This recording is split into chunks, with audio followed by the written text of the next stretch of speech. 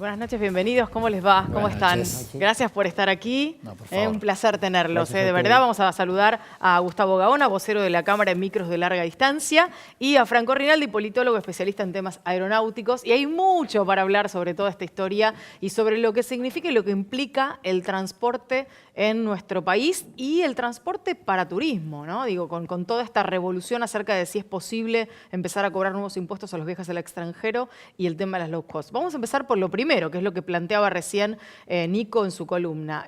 ¿Cómo ven la posibilidad de que haya algún tipo de impuesto nuevamente para los viajes al exterior? Bueno, yo en principio espero que eso no suceda y espero que, como dijo recién, como veíamos en el tape que decía el ministro de Economía y el ministro de Hacienda, Nico Duhovne, efectivamente eso no suceda, porque sería una muy mala noticia, Claro. sobre todo para fomentar el turismo de todo tipo y color, así que me parece que nuevos impuestos son siempre muy mala noticia para la gente y mala noticia para las empresas, que son las que finalmente generan trabajo. Así que a mí me parece, yo espero que eso no suceda.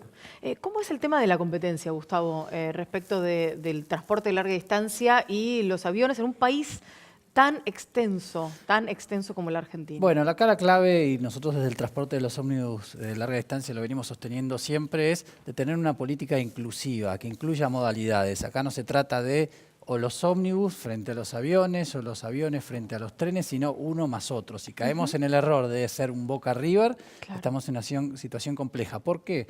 Porque en el avión en la Argentina hoy está conectando cerca de 40 a 50 destinos. Hay una política actual de hacerlo crecer y nosotros como transporte terrestre no nos oponemos a eso.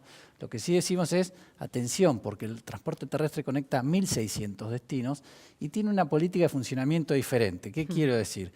De esos 1.600 destinos a los que llega el ómnibus, la verdad que hay una inmensa mayoría que no es negocio. Si hablamos de la lógica del negocio, no es negocio ir. Sin embargo, nosotros somos un servicio público, entonces cuando una empresa se le otorga una serie de destinos para cubrir, se le otorgan rutas troncales centrales, en esas competimos con los aviones, y otras tantas que se llaman destinos o ruta de fomento, donde no es negocio ir, pero forma parte de generar una política de transporte público. Claro. Por eso cuando se anuncia, como se anunció en el día de hoy, la eliminación del piso de la banda tarifaria en el transporte aéreo, cuando siempre existió una coordinación en el transporte terrestre y en el aéreo, nosotros no decimos nos oponemos. ¿Cómo nos vamos a oponer a que haya más aviones, a que haya más transporte aéreo? Nuestro país es un país muy grande.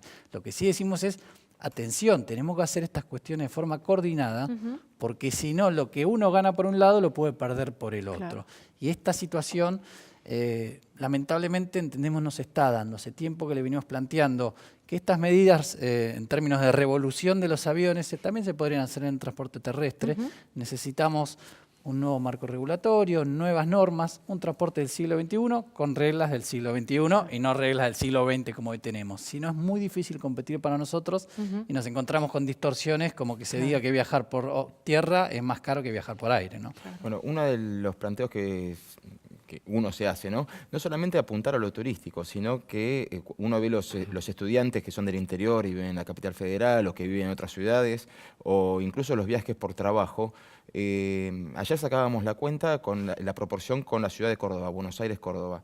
Ese trayecto en aerolíneas eran 2.200 pesos, sí, en Flybondi era 1.300, con un mes de anticipo hoy, con el piso tarifario de hoy, y en micro era 1.900 pesos. Y la diferencia horaria era de 1 hora de vuelo contra 8 a 10 horas de micro. ¿Cómo se puede hacer para tener una competencia seria cuando el costo-beneficio es ni el costo ni el beneficio? Bueno, claramente lo que ha sucedido en el mundo es algo parecido a lo que ya sucedió en la Argentina, yo digo, con otro sector o con otra industria. Cuando en la Argentina llegó el primer cajero automático, los empleados bancarios no estaban contentos. Ahora, yo les pregunto a ustedes, le pregunto al compañero Gaona y le pregunto a cualquiera de los que nos está viendo en la casa, si aceptaría vivir sin cajero automático. Claro. Entonces, lo mismo debe haber pasado, digo, yendo a un ejemplo todavía más lejano y más absurdo, con la primera lamparita, los fabricantes de vela, me imagino que no habrán estado felices de la vida. Ahora, lo que quiero decir es lo siguiente, yo comparto con el amigo Gaona que el transporte terrestre es complementario al transporte aéreo, no solo en la Argentina, sino que lo es en todo el mundo.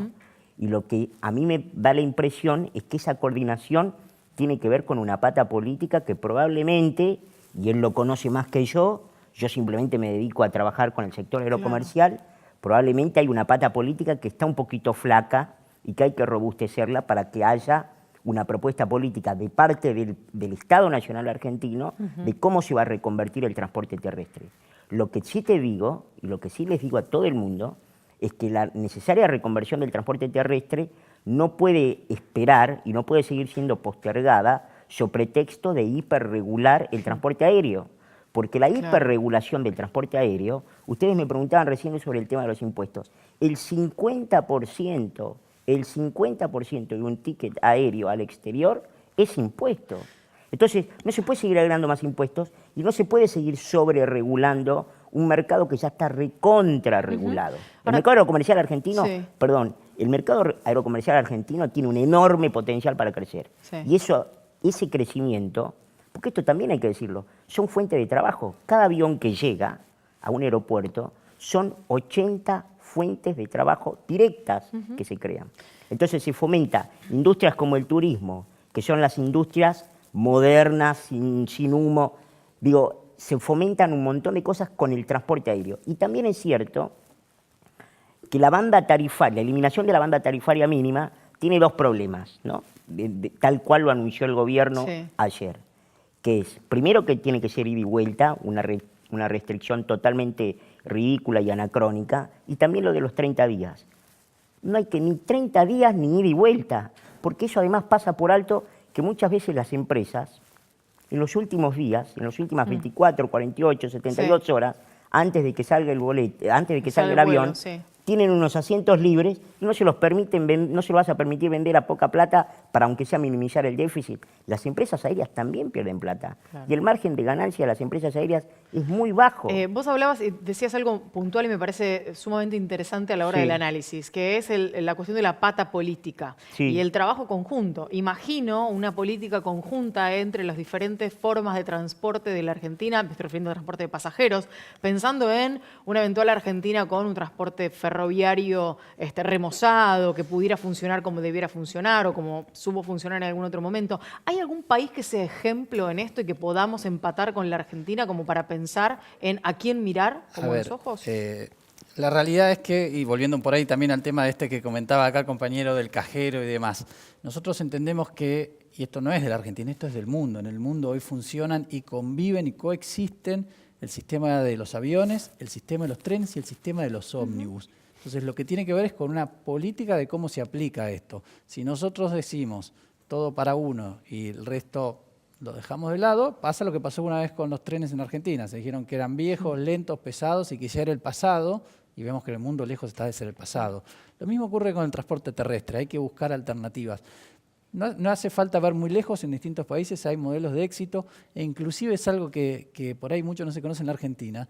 Los países de la región en transporte terrestre han mirado mucho a la Argentina, porque la Argentina ha logrado en transporte terrestre un balance entre, sacando digamos, la excepción de los, no de ahora, pero desde el 2003 al 2011, donde el transporte en general estuvo fuertemente subsidiado, el transporte terrestre, los ómnibus han vivido históricamente sin subsidio, ha funcionado bien, cumpliendo con dos metas. La primera, ser empresas rentables y funcionando. Y la segunda, llegar a lugares donde no es negocio ir.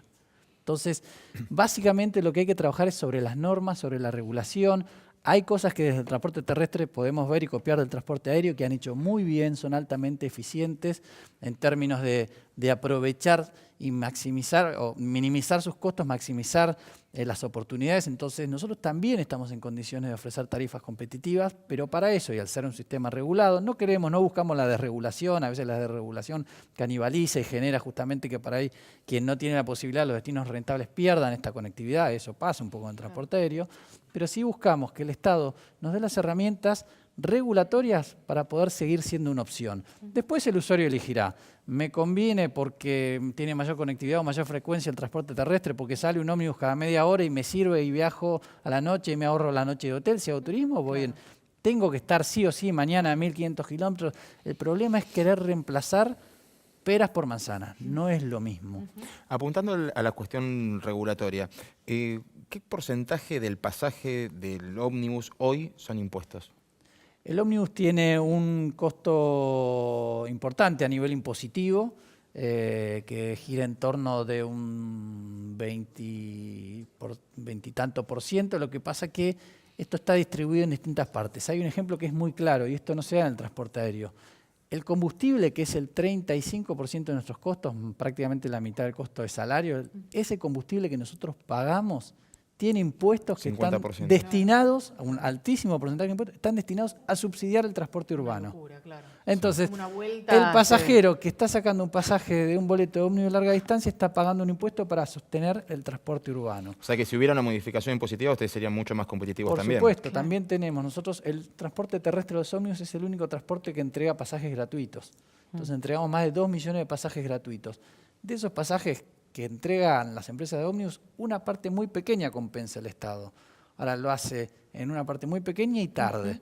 Entonces, por un lado, cuando vamos a cobrar eso que nos tienen que compensar por los pasajes entregados gratuitos, dice el Estado, no, pero usted tiene una deuda con la FIP, así que no se lo puedo pagar. ¿Y cómo no voy a tener una deuda con la FIP si ustedes me deben 8 meses de pago? Yo le preguntaba lo rueda. del costo impositivo porque a veces, en vez de aumentar la regulación para la competencia, conviene bajar la regulación para uno y ser competitivo. Nosotros no pedimos, esto es importante, claro, nosotros no pedimos mayor regulación o que se le limiten las posibilidades. Por eso empecé diciendo, bienvenido el crecimiento del transporte aéreo, bienvenido el crecimiento de otras modalidades. Nosotros creemos que si se hacen cambios profundos en nuestra normativa, podemos estar en condiciones de competir y van a ganar todos. Digamos. Quiero preguntar sobre el tema de las low cost concretamente a Franco y relacionarlo con esta cuestión que para nosotros es muy nueva, porque para la Argentina es absolutamente nuevo toda esta historia, que para otros países es ya absolutamente habitual y natural. ¿Cuán lejos estamos de lograr una normalidad en esos términos y de que podamos, como decía también nuestro invitado, digo, que la cuestión sea para que todos puedan ganar y que todos los transportes puedan funcionar realmente bien y sean un beneficio y un servicio para el usuario? Bueno, yo probablemente tengo una mala noticia. Yo creo que el todos ganan no existe. Ni acá ni en ninguna parte del mundo. No existió nunca. Me da la impresión que lo que tiene que hacer, en este caso Transporte, el Ministerio de Transporte de la Nación, y lo que tiene que hacer la tarea del Ejecutivo y la tarea de la política, es tratar de ver cómo aquellos que van a perder un poco se van a reconvertir. Nosotros teníamos datos, cuando yo hacía el libro sobre aerolíneas argentinas, con perdón de la autorreferencialidad, por 2014, en donde el transporte terrestre, urbano y interurbano, se multiplicaba por 10 en relación al transporte aéreo. Con lo cual, si vos le tomabas solamente un 10% al transporte interurbano terrestre, podías duplicar el transporte aéreo. Es decir, las posibilidades y las potencialidades que tiene el transporte aéreo en la Argentina son enormes. Y lo que contaba recién Gaona, hablan de una anomia en el sistema de transporte terrestre y de una perversión que claramente hay que combatir y que claramente hay que revertir, pero lo que eso no puede ser, digamos, el coto de caza de eso no puede ser, es el transporte aéreo. Porque también el transporte aéreo lleva pasajeros, digo, los pasajeros que se suben al colectivo son los mismos que se suben al avión. Claro. ¿Sí? Y lo que ha sucedido en todo el resto del mundo, incluyendo a la región, Brasil, Chile, Perú, Colombia, es que cuando se ha desregulado el transporte aéreo, lo que ha sucedido es un crecimiento exponencial. Y ese crecimiento exponencial es exitosísimo. Miren, yo les cuento lo siguiente. En el año 78, 1978, Estados Unidos desreguló el sistema doméstico de transporte aéreo, el cabotaje. ¿Sí? Lo que apenas, muy paulatinamente, está empezando a hacer el gobierno de la administración del presidente Macri. Claro, en el 78. En el 78. Nunca más volvió atrás. Firmó su primer tratado de cielos abiertos en el 78. Claro. El año pasado firmó su tratado número 200. Nunca más volvió atrás. Claro. Y no volvió atrás porque el éxito es apabullante y es contundente. Entonces, naturalmente que yo lo que digo es, acá no hay que dejar afuera a nadie. Lo que hay que encontrar es cuál es la mejor complementariedad posible para un sistema de transporte terrestre que tiene que cambiar, porque el transporte aéreo, desgraciadamente, ya cambió incluso antes que lo que cambien los funcionarios argentinos. Gustavo Franco, gracias por haber venido. No, Un placer gracias a haberlo ustedes. tenido aquí.